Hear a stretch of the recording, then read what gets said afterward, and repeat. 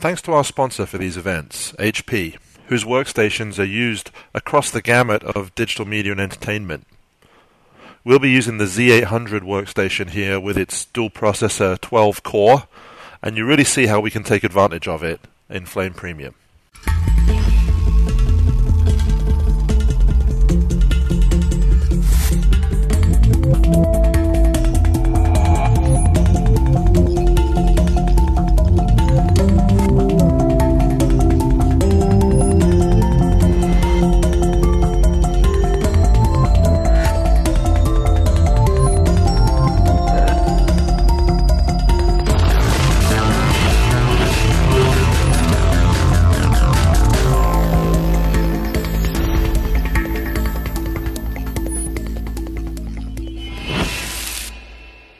Welcome to this presentation that we call Flame Premium, Total Control in Finishing.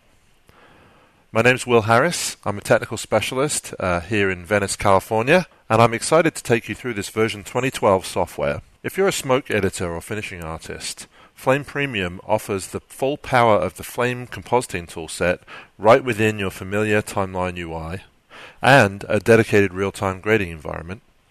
For colorists, Flame Premium offers Flame's powerful VFX compositing toolset inside an intuitive timeline compositing environment. For Flame compositors, Flame Premium offers a real-time grading environment for source grading and final cliented grading sessions.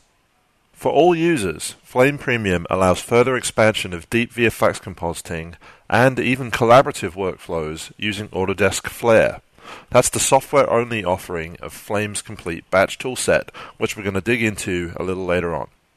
I'll be available on the online chat while this presentation plays, so feel free to ask questions in the chat and enjoy the show. Let's start by playing this final from Digital Pictures in Sydney, a really funny commercial for Foster's Pure Blonde. What's going on here?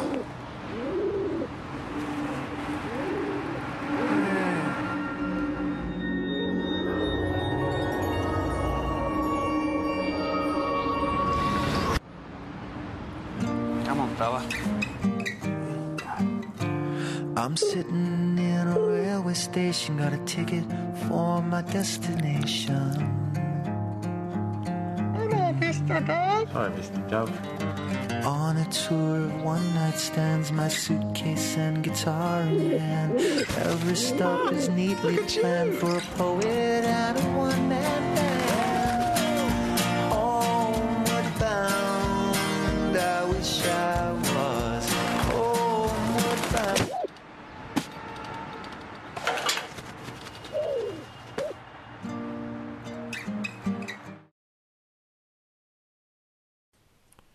So let's start into the grading application here. I'm actually going to take a conform of a bunch of shots really in 2K here and just take you through the process of the real-time grading that's available here in our grading application. If I just loop this shot and start making changes, you'll be able to see how immediately, even while the shot's playing, you can actually make adjustments on your footage. And this is not just one adjustment, but actually 48 layers or secondaries that can be added to, combined. It's like having a string of color correctors and masking tools and keyers that can all be concatenated together. You can see that if I take a secondary layer here and actually use a curve adjustment, I can adjust the red in the guy's face here or the blue in the blue jeans. So it's really great to have levels of manipulation and in real time.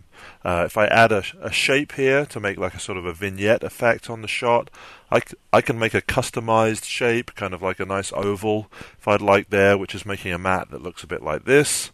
One of the cool things about this is that I'm able to work inside and outside every shape or key that I create.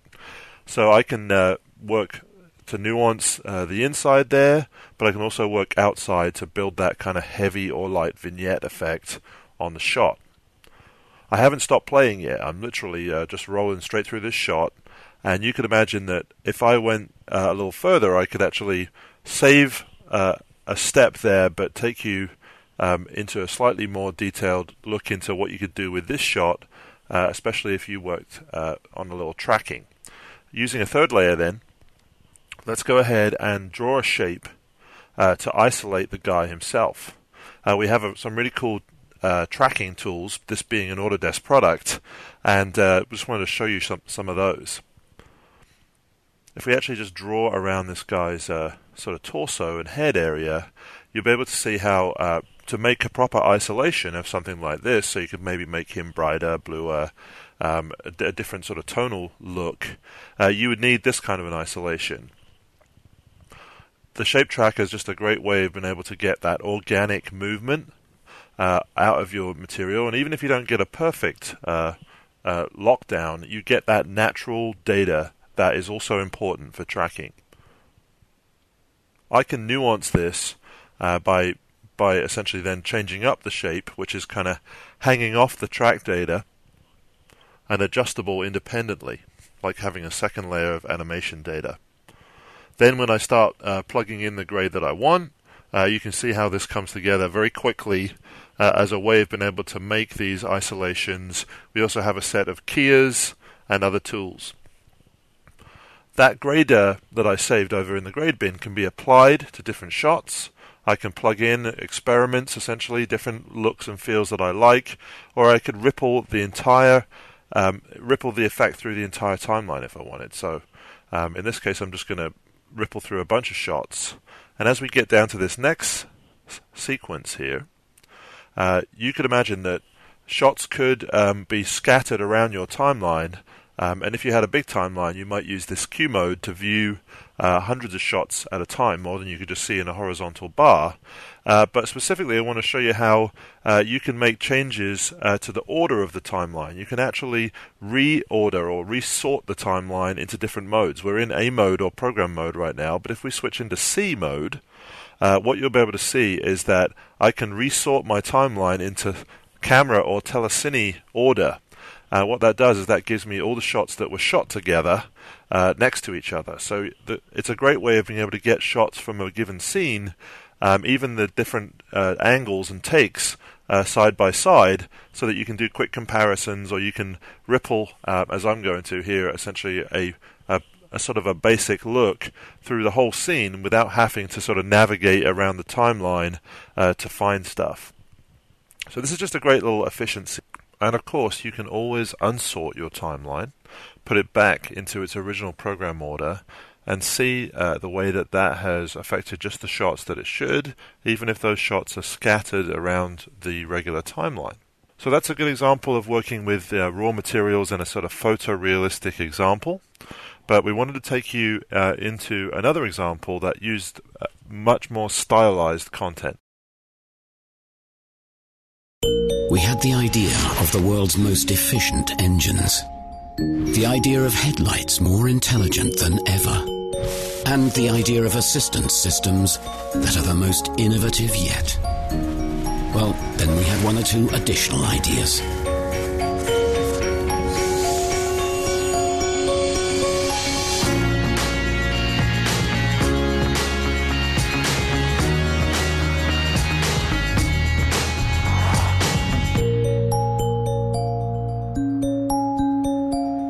Speaking of ideas, automatic distance control. The new Passat. Volkswagen. Das Auto. So a really great piece. Thanks so much to the guys from PsyOp for that content. As you can see, a much heavier compositing type piece, but certainly with a big grading component to the look and feel of that. And while we're here in the grading environment, just wanted to point out that the projects that you create can be created in your VFX or Flame desktop environment, and are then common. You have essentially a unified project structure that works over here in the grading application as well.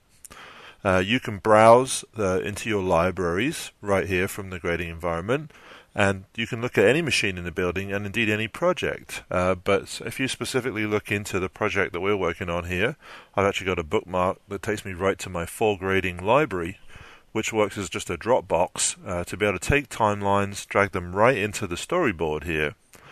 and you can see that this is actually a work in progress timeline. So it's possible to have multi-layer timelines opened up here in the grading application with shots intact, dissolves. You can also layer. You can see that the comps can be essentially stacked on top of the source backplates. But as we go in here, I'm going to take you through just a stylized look creation and then managing multiple shots via the grouping technology. If we just dial in a look that we really like here, you'll be able to see that by going through with, in this case, just a sort of simple sort of electric blue tint to the shot. That might be our look for this basic shot. But it's easy then, of course, to ripple that through or copy it through to all the shots in the sequence if you'd like. And we can then, as we spin down the timeline here, you'll be able to see the differences between the shots could come down to differences in density. You might have some, that just need to be a little brighter, a little darker. And you might want, when working quickly, to be able to see all these shots side by side, or indeed in a kind of matrix view, if you like, to really get an idea of how to balance those densities and make all those shots work in that sort of unified look that you saw in the piece. What I'm going to do is I'm actually going to create a grading group, and that is done by just picking a bunch of shots that I define based on grading, and essentially put them into a sync group, if you like, or a way of being able to select all my shots in this sequence, and then adjust them in sync or not. You have a side-by-side view where you can compare shots if you'd like. But you can also go in a sort of multi-view here, if you'd like, to take you all the way up to a 16-way split, which will allow you to see as many shots, and you can pick and change the ones that are visible to compare, but you can see as many as you like here, so that then when we start making changes, I'll start with the gang mode. That will allow us to make an overall tweak to put a particular look. Let's go for like that crazy blue look. And then, of course, I can go to solo mode and pick individual shots that I could then dial into the right kind of density. So building, if you like, a relative offset now, so not affecting all the other shots, just these particular ones. But then if I wanted to, I would then go back to the gang mode to be able to see global adjustments, if you like, but keeping those differences in density as a relative change. This is a great way of being able to get a lot of shots balanced in very quickly. So that could take care of the scans, if you like, and the way they look. But the comps that were in the timeline, we'd like to take a slightly closer look at. This one was produced in the Flame VFX side of Flame Premium, but this one here with the ball was actually a Maya render. Just this sphere with the particles essentially rendered over the live action. And I wanted to show you how the assets that are created as part of CG and compositing, even if they're not visible to you directly, can be used. So you might do something like apply the grade to the backplate, but to actually use the assets created, you can just browse in mats from wherever they may live. They're visible to your system. You can bring them in and use them to nuance the grading of the different parts of the shot, essentially just working smart with assets that already exist. So I'm just going to browse in here. You could look anywhere on your file system to get a mat. Doesn't have to be the same bit depth even. You could get different formats and use them as mats and assign as many mats as you'd like to each given shot. I'll just literally open this into a container. And this is the mat container architecture that was created actually over on the Flame on the other shot. But if we drill in and make one ourselves, what you can see here is that it's possible then to just assign or drag and drop different mats to associate with this shot. So there's the sphere mat, which we can just slip and slide right into place. And also that particles mat can be dropped in here as another asset that we could use. Now, when we then come to actually nuance the comp, we can use these mats to really dial in different looks on the CG versus the live action. So it's just a matter of taking a secondary, picking essentially the layer that we want to use, and working inside or outside that mat. So in order to brighten this up a little bit here, what we'll do is we'll pick kind of through the mats. This is the one that we put onto our V2 layer, and we can then work to essentially dial in that CG look independently of the live action. Get that just the way we like. But of course the live action might want a whole different kind of look and feel to it. So by just working on the outside layer, we can then nuance, that more flesh tone look of the human there in the background, without kind of, having to draw an isolation for ourselves for that sphere. The same thing works when you work with another mat here. You can see that those particles can be isolated and be essentially dialed in. Let's say we were trying to put together a temp of this shot, or dial in the look. Grading could be a great way of finishing off a shot, not needing to have to go back to comp, if you like, especially if it was from an external vendor. So you can manipulate your mats with blur and shrink, just like you could with a key. So that's how easy it is to just assign mats, and there's unlimited mats that you can assign to a shot.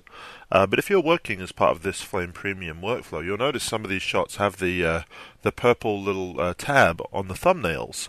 That indicates that mats have already been assigned. In this case, the Flame compositing application actually combined mats into RGB channels here, directly into a container here. This is a mat container that puts the mats right in place, ready to work. So this really is working smart. If I jump in here to the secondaries, I can immediately start working with the mats that perhaps I myself put there. So if I just dip into those secondaries and start sort of fishing around for mats here, wanted to give you one more illustration showing how you actually have twice as many mats as you think you have. What I mean by that is that these mats can be intersected or logic op together. You can of course also combo in your own shapes, but if you are trying to deal with something like this where you need to go inside and outside the car layer of this mat, that's straightforward enough, just like we did before.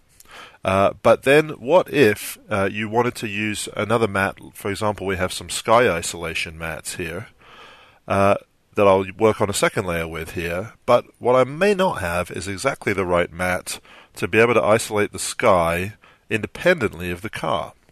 So if I were to grade through that mat, I would actually be putting an artificial line through the car that I don't really want.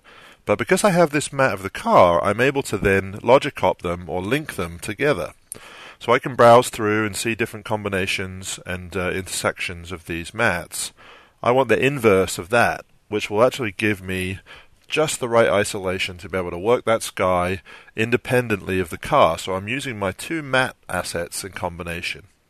This is just a really efficient way of working. Of course, because I have the real-time environment here, I can dial in those subtle nuances without having to go back and rebuild my comp.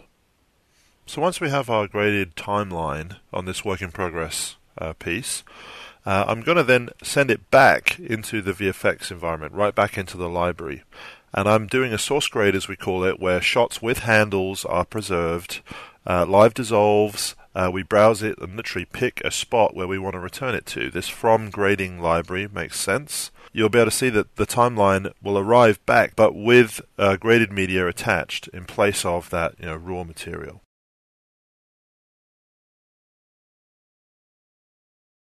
So now I've switched to the Flame desktop or VFX part of Flame Premium. We'll open the same project, and what you'll be able to see here when we arrive at the Flame desktop is the pieces that were sent to grading. Specifically, we have a for grading timeline. That's all the raw materials which were used as the source for grading. You can see the work in progress comps as we spin by. But in that from graded library, you'll see here the actual graded shots, and that was what we just produced over there on the grading side. but also a timeline is delivered that you could use as is if you wanted. If you were almost at the end of your job and you were just essentially versioning or doing titling, or essentially refining this timeline, you could use it as is. It's intact. But we wanted to present a situation where you may have a non-linear world, as many of us do, where changes could have happened on that foregrading timeline while it was in grading. So if you think about it, you could have a situation where things had been added, tweaked, updated in between times.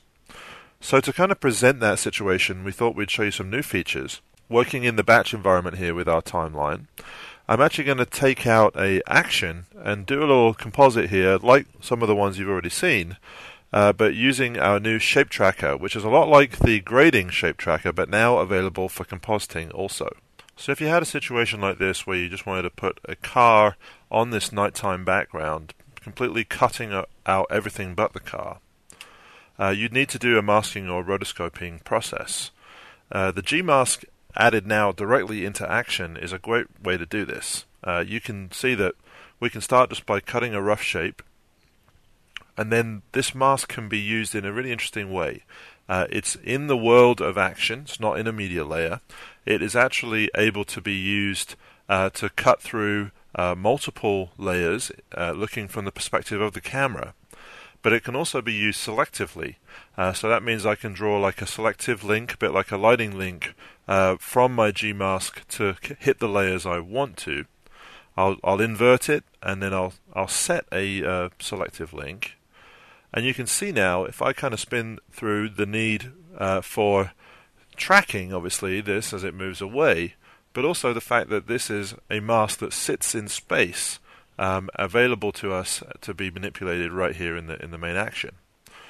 The tracking tools, of course, there's a vertex tracker, but there's also a shape tracker, and this is that new tool we just talked about that is able to do this planar-based analysis of organic movement. So it's great for heads moving around or sort of organic shapes. You'll see that the axis is what's being populated here.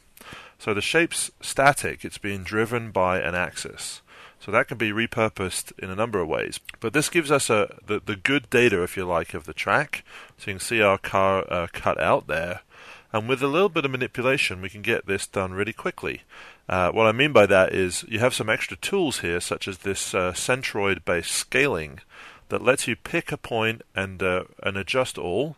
You can go down to the end here and actually do that same process again. And you can see in one fell swoop, I can realign my shape so that it works really well for this. The next thing might be to actually add some softness. And the way that we add specific softness here has been completely reinvented. It's a great sort of new way of thinking about adding a softness vertex that is not dependent on the actual points. You can have as many or few points of softness as you like. So it's a really neat way to be able to dial in a shape that's sort of as complicated as it needs to be and not more complicated.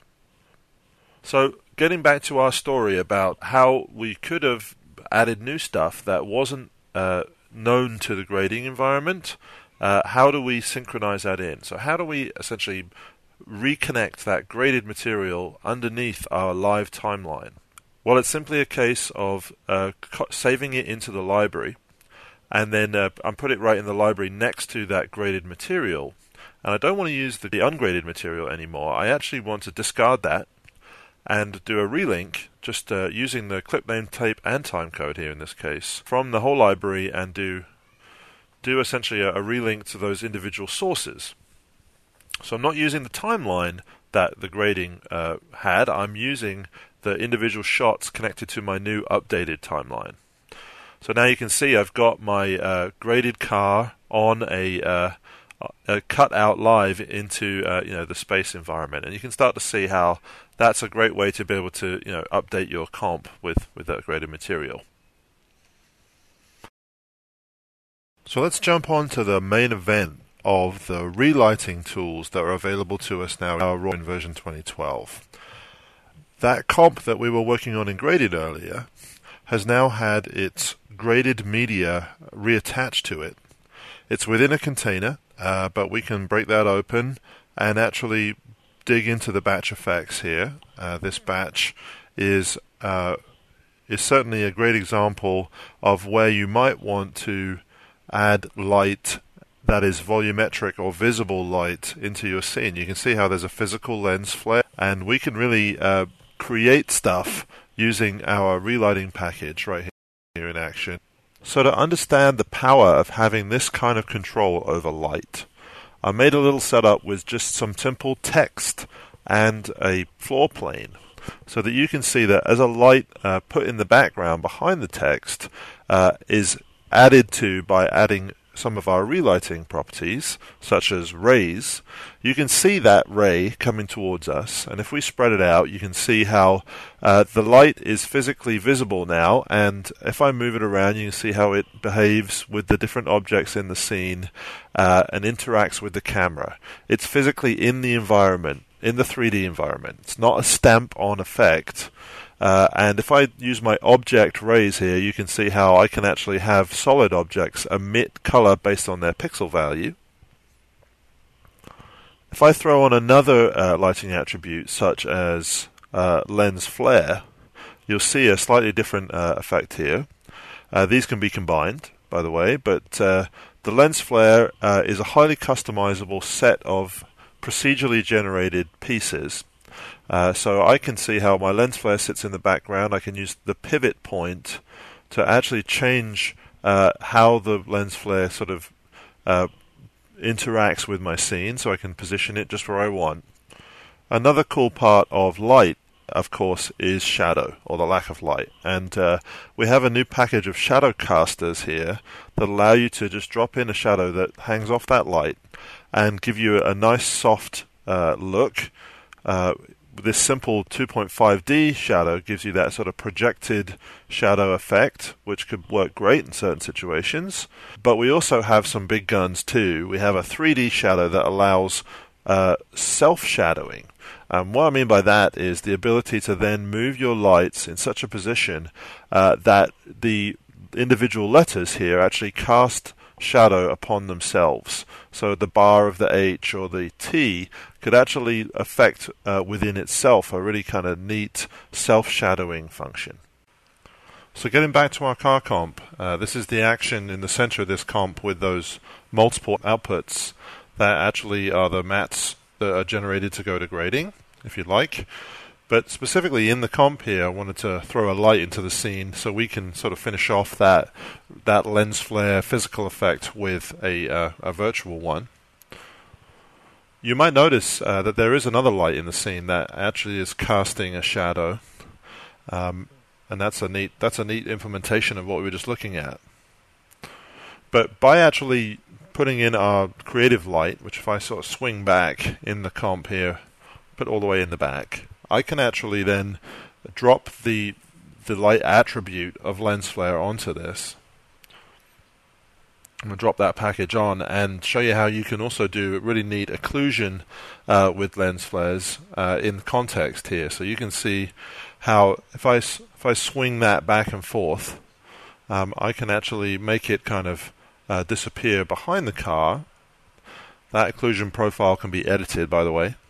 But you can really get an idea as to how integrated this could look, even just using the default lens flare.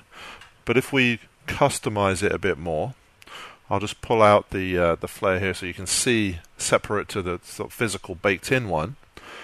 But we could just mimic it. We could switch it up. Use orbs here as another one of the type of lens flare artifacts we can produce.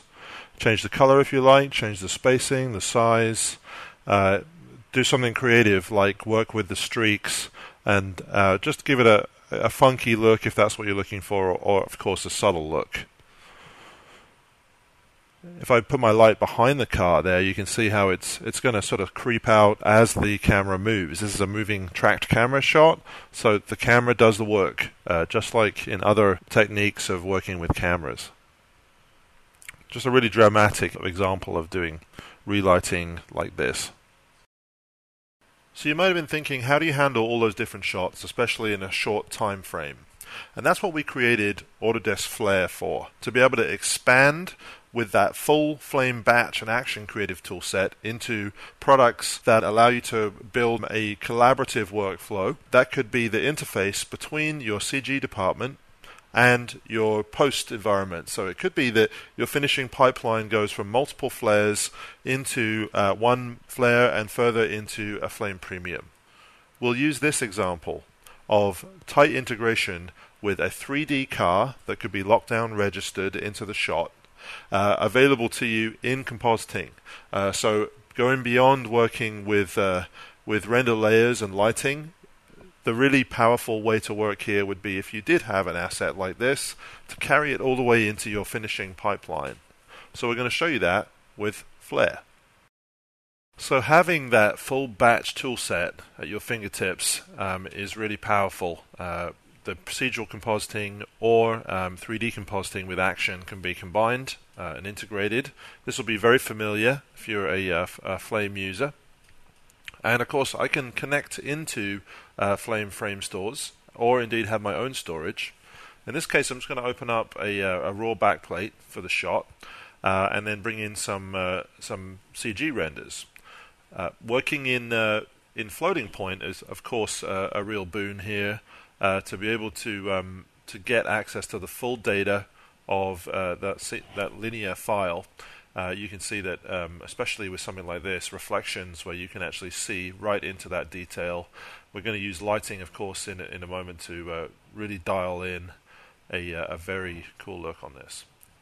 So to actually put the comp together here, we might start by blending the background with the EXR layers to kind of get a mix, if you like, between the two. This might be the technique that you're going to use to get like a transparency between them. We'll actually pick like a linear dodge there to blend it through and get kind of like the reflections overlaid on top of the backplate. You can adjust color as well if you'd like. And then if we pull out our CG car here, which is a FBX model, what I have right here is a background, much like the background we were working on the previous shot, which could be a bunch of stills and elements laid out in space. So if I introduce the car into the scene, you'll see that it's made up of polys. It is a real live model, and of course it moves relative to the camera. Similar shot to the one we just looked at. If we just look in wireframe view there, you can see that we're working on quite a complex model here, something like 500,000 polys just for the paintwork part of the car. As we move through, you can see how it reacts. So it's a lockdown registered piece of geometry, which means it obviously matches the car.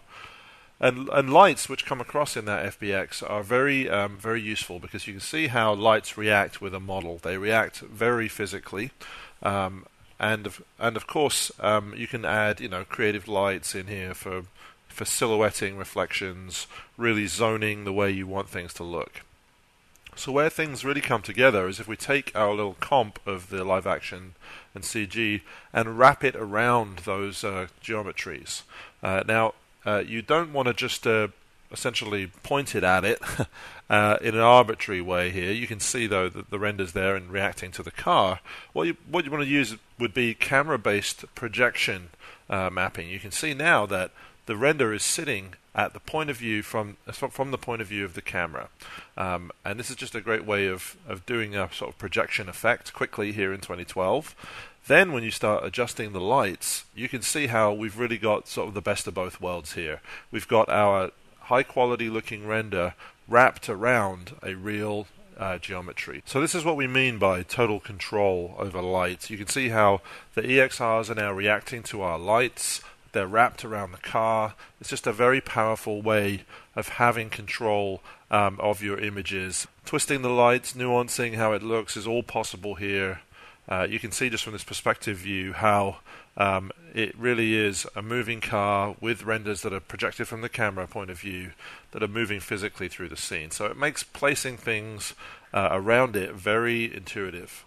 So when it's time to export or check in your work, our Smart Export node is able to include setup data. That means that the batch comp that created this is going to be put next to the render and associated with it. Also, the clip itself is not going to be just a dumb render. It's going to have a version number. In this case, version 2 is the second output we're making here. That when arriving in the master comp, both versions will be visible. So back here on the Flame Premium desktop, I'm just going to take my timeline here, and as I roll down to the backplate, which is sitting in my timeline, since I've not been doing this shot over here, it's been built on the Flare, I just add my pre-batch effects here and load in the essentially the render that was made from that Flare workstation. The cool thing about this, though, is that it's not just a dumb render. It is one of our gateway clips, which inherently contains versioning and, if you like, a history as well as the setup information that created this particular shot. It could be as simple as plugging it in, and I scrub through my timeline here, and you can see that shot's right in place. That could be the end of that, or if I needed to, I might dig in and start reviewing how it looks. You'll see there's a version 2. That's the current version, but I could also roll back to a version 1. And of course, this process would be very iterative, and versions would be coming in on a regular basis. So we call this collaborative process artist-driven versioning. And it's really, if you think about it, a way of taking source assets through your pipeline. So whether the backplate is first used in compositing or CG elements are created in 3D applications, they work their way into a sub-compositing process. Those subcomps are obviously versioned, and indeed those versions need to make it into tighter subcomps and then eventually into the master composite for an individual shot.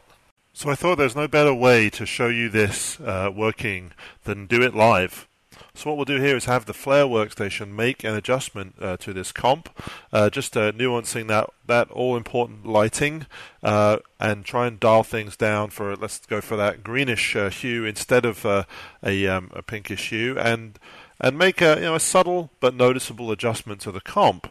So you'll notice how the version number has automatically revved itself to 3, and indeed a new piece of media is being created with a version 3 tag. So back here on the master comp in the Flame Premium workstation, you'll see that I'm only aware of 2 versions at this point. We don't want the media to change underneath you, but by simply clicking an update button here, you can see how it's telling me that one of my sources has been updated, and if I go take a look, you'll see that there's now a version 3 as well as my original 1 and 2 available to me. And this is the process. This is the way that you're able to make changes and check in, if you like, and approve changes via that artist-driven mentality. One more functionality available to us here is to actually expand or append this setup right into the batch that I'm working in. So if I don't have time to work collaboratively, I could even take control of it myself and pull out essentially that content, and you'll see it's in just a reference grouped comp there, but I can expand it out, and you can see how this little composite feeds into what I've been working with, but is now a live setup or a live schematic. So I can now drill in here myself if I wanted and make those changes, picking up someone else's refined work to produce myself a version 4. So every minutia of control is available to me here, and I'm sure you can imagine how this could expand out to multiple pre-comps feeding into one master comp. Another subject might be working with transparent objects. And we have a little example here of, you might remember there's like a glass ball type effect in this spot. And this little example here we set up with sort of a painted texture over an FBX sphere. And if I take that light that's actually located in the center of the sphere and attach another one of those lens flares to it, you'll be able to see how the whole thing sort of comes together with essentially the objects moving around, the transparency of the layers being kind of reacting with the light in a really cool way. So if I just turn, as I spin through this, the ball's actually turning. You see how the texture that's wrapped is reacting to the light just as you'd expect. So as well as working with that CG ball, the FBX model, we could also bring in the render passes that were generated. So just by downstream compositing them, if I'd like, I'll use our gateway import node to bring in a multi-channel EXR. The thing that's really cool about this new implementation is that we're able to open a multi-channel clip as one multi-channel source into batch.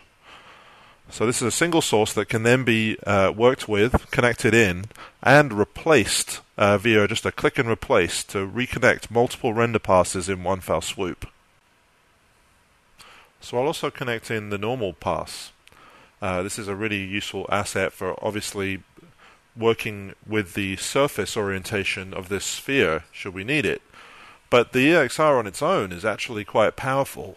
The power of working with this float media, of course, is that if you add lights, you can start to see how the density, or what appears to be like clipped data, is not really clipped. And this really is the power of working with floating point media, where you can bring back detail, you can change the intensity, and you can get just the way you want it. As you can see, it's really not clipped at all. And I'm able to then do multiple lights if I'd like, to actually break out the different pieces here. So if I wanted, I could drop down one, put it, and get kind of a two-tone light if I wanted on that EXR, bringing detail out of the shadow that you may not have thought was there. The one thing that is missing, though, is the surface information for this sphere, and that's where the normals really comes in, gives you another dimension, literally, whereby the surfaces are now respected by the light, so it really does start to react like it's a sphere at this point. So with a little bit of refinement, you could take a nice render pass here, maybe blend it in with a Photoshop blend mode, to get sort of the best of both. So you have our original kind of composite overlaid with the EXR pass, blended in using that lighting technique to really get it looking kind of just finish off the look and feel of something like this. So hopefully you can see how the grading and VFX components of Flame Premium really complement each other, especially with a job like this where you have this relighting and kind of creative look development tasks on a really creative job. But I'd also like to show you the timeline UI, as this shows you the power of working in a multi-layer timeline combined with the full power of the batch toolset right at your fingertips. So here we are in the timeline UI of Flame Premium. And I wanted to get back to this Foster's Pure Blonde piece from Digital Pictures in Sydney to show you this relighting capability in a photoreal example.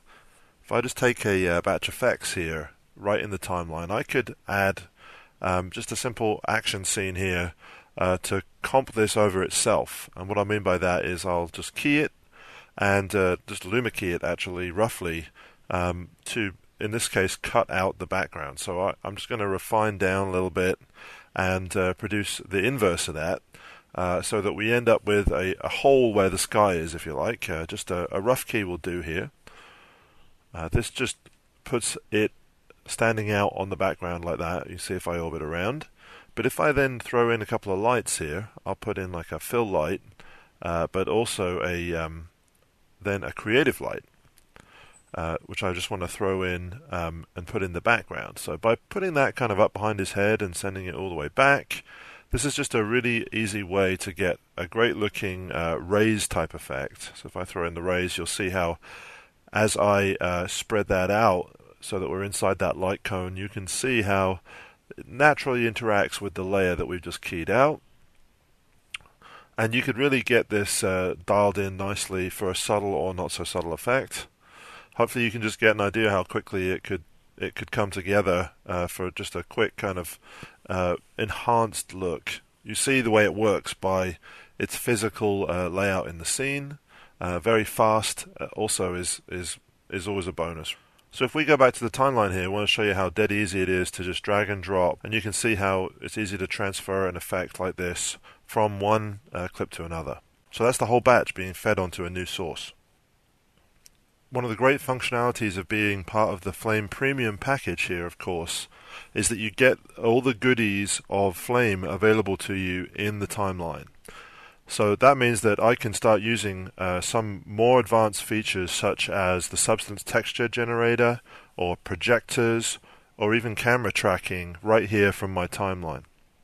In this example here, you can see we've got a green screen where the bird, you might remember in the original spot, is sort of running into the wall, and we have a little example here where you could see the sort of interesting part of this shot, where if you just took a card of white, as I've done here, and wanted to generate a brick wall kind of out of nothing, the substance texture is a great utility for that. You can see that it's a large library of textures, but they're not just any textures. They are procedurally generated with different 3D components to them. That means that they can be tiled, but also they can react to light in interesting ways. So these bricks really do have relief like real bricks. That's because they're made up of a package of 3D attributes, normals and parallax information, which can then be worked with. So we could tile it out to get this great big wall if we wanted, and move the lights around to get just the look we're after. So quite a powerful tool.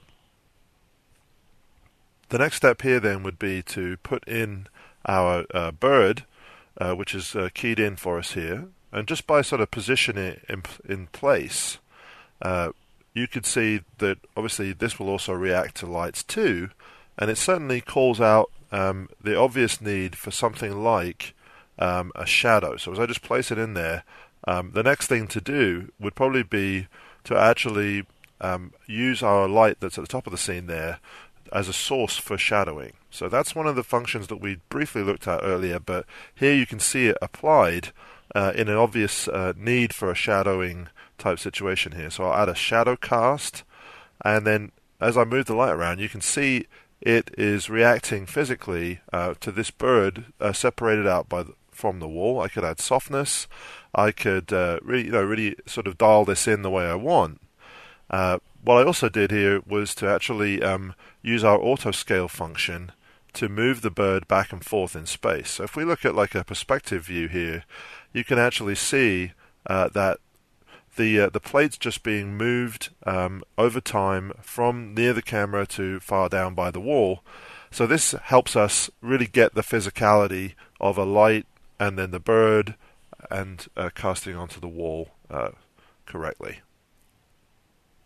So then the next thing to do might be to bring in that poster that really sort of finished off the look of this shot. And I'll use a projector for that. Projectors are just a very powerful tool for getting real physical effects, whether you're projecting onto geometry or indeed just a sort of a warped plate. The projector, as the name suggests, sort of works like a virtual film projector that then can react with different elements in the scene. So if I just draw a lighting link to have it just react to the wall, I'll scale it up, and you see how I can move it around, get that off-angle projection look if I wanted, all reacting physically to the world that we're in. I'll blow it up a bit more, and then actually blend it in with a particular transparency, or like a screen blend mode here may well help us to sort of integrate this in. So now you can see the full effect of our bird coming in with its shadow on that projected poster. Let's do a little masterclass now on working with a more complex shot here that requires camera tracking as well as particles and 3D geometry integrated in one of those dream sequence shots, which will use the main batch environment here. Although we're in the timeline environment, we can actually jump right into batch now in Flame Premium. So I'll actually use the action node here and start with what we call an analyzer mono. So this is the tracker that would be appropriate for producing a virtual camera for mono footage. You can see it creates a little rig here, the mono analyzer, which has a camera hanging off it, and also the image plane, which is the plate itself hung at the target of the camera. So it will always be in just the right place to see. This shot certainly lends itself to needing a camera move. And whether you wanted to put something in the scene or remove a couple of those unicorns, you could do it. What we'll do is we'll start with actually triggering the analyzer, and just by hitting track here, it's going to do an automatic analysis, figuring out the field of view, but also producing a point cloud that is really a camera match move, if you like. So a combination of the point cloud and the camera will be produced here. If I take a look in here, you can see the point cloud that's created, and our camera is now moving in the scene. We'll see that in a moment, but this is the first step to getting what you want. You might tune up your result a little bit if you wanted. Specifically, you might want to define a ground plane. So right now our camera is sitting at the default position, and you can see how there's a sort of a nominal ground plane. But what we could do is we could pick points in our scene to nominate a more useful ground plane position. So if we pick 3 or more points here, you'll notice how the ground plane then snaps to something that's more useful for this scene. I can even rotate it around if I'd like, to an orientation that makes a bit more sense for me.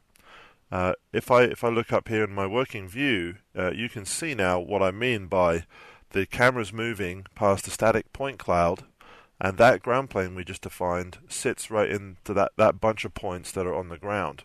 You can see the trees in the foreground, you can see the camera that moves past those trees, and get an idea that the sort of physical layout of your scene is now working.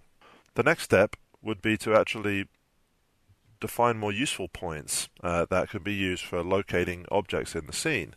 So I'll just lose the grid there and zero in on a few more points. We don't necessarily need all this data, although we're going to hang on to it if we do need it, but we'll pick points and generate what we call a point cloud, which is a set of points that can then be snapped to with any object in our scene. So it's kind of a 3D type technique where we can say, hey, I think I want this point, or this point that I might then attach to. I'm going to put like a Colosseum model into this scene so you can see how that could work. So by doing this create point cloud, you'll see that one object is now created into my schematic here, and it's really it's a great way of keeping things tidy for one, but also these point clouds have a special attribute that allows me to snap things to the individual locators within it. I'm also going to pick a point on top of this tree, which will be a useful locator for reintroducing the foreground to cover up the model that we're going to put in. So integration and reintegrating the foreground is often an important part of this kind of shot. So we're going to take a look at that too. The analyzer itself now is actually, we're done with that for now. So we'll just kind of sift our data, if you like, to see that the camera and then the points that we've nominated to work with. So you can just see how the points that are in the scene are oriented correctly based on our ground plane. And if we just look through our main camera, our generated camera now, you can see that we're about ready to start introducing things into our scene. So using the point cloud first, I'll import my FBX model. And in this case, just like I said, a Colosseum, a large model that we'll just scale into size, put it about the right size, and then when we attach it into this point cloud, you'll notice that nothing happens to start with, but when we start hovering it around, so just grabbing that axis and moving it around here, what will happen is, as I hold down my shift key to snap it, I can actually then see it in one of those different positions, and of course I could offset it from there, but this is a great way to be sure that you're putting something in just the right point in space, so that when you then spin through here, you can see that it really does lock down correctly. We add some lights into the scene. This will help us kind of pull off the look and feel that we're trying to get here, and it's just a huge advantage over traditional tracking for getting this kind of perspective. But then one thing to think about is how occlusion needs to be dealt with here. So the model shouldn't be in front of the tree. Let's just use our G-masking tool along with the camera movement to easily remove this. So I'll take the track point that I'm working with here as a locator, which I'm going to use as the place where I build my mask. But what I also want to do is duplicate the image plane here so that I can move this to be another instance, if you like, of the plate.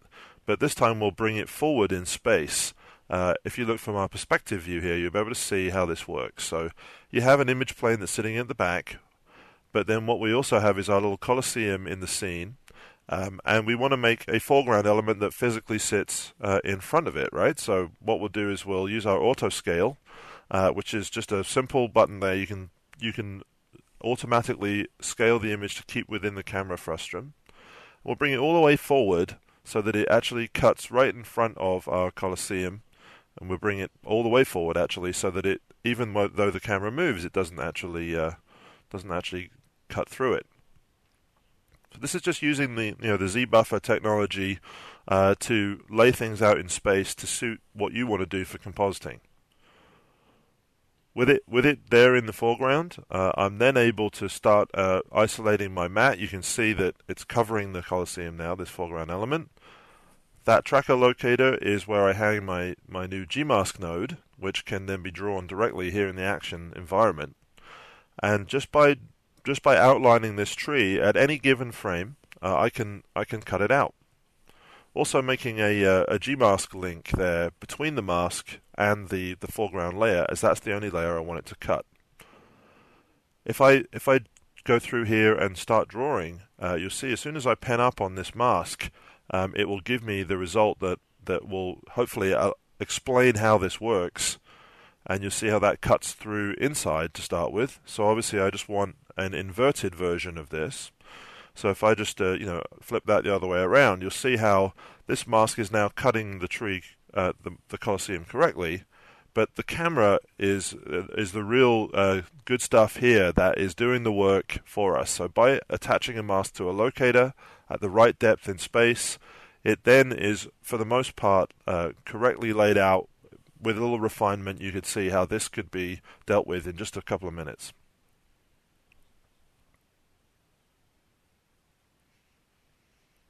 Hopefully you can get an idea of the sort of layout of how this works. If we look from our perspective camera here, you can see how, from the point of view of the tracked camera, the tree is right in the way and stays right in the way based on the lineup of the plate. Just has to be viewed from the right point of view.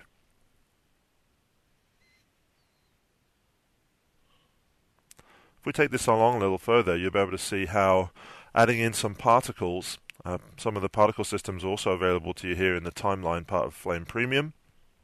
You could, just take a little more time to blend things in, set the colors correctly, and the camera is again helping us as it moves through the scene that includes these particles that you can see are reacting to the movement, to really just get that dreamy feel that this shot required.